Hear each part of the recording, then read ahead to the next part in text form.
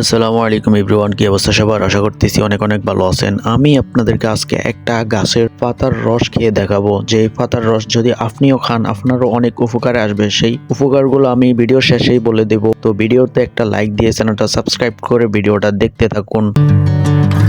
এই লতা গাছের পাতাটি আমাদের গ্রাম অঞ্চলে সব জায়গাতে পাওয়া যায়, বিশেষ করে বাড়ির আশেপাশে, পুকুরের পাড়ে, ফিশারির পাড়ে।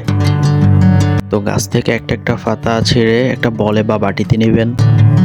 এরপরে পানি দিয়ে ভালো করে এগুলো ধুয়ে নিতে হবে।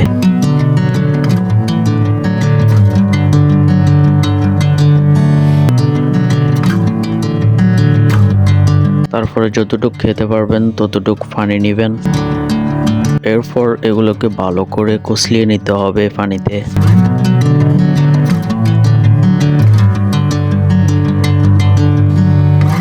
তারপর একটা গ্লাস আর চাকনি নিয়ে এগুলো ছেঁকে একটা গ্লাসে নিতে হবে।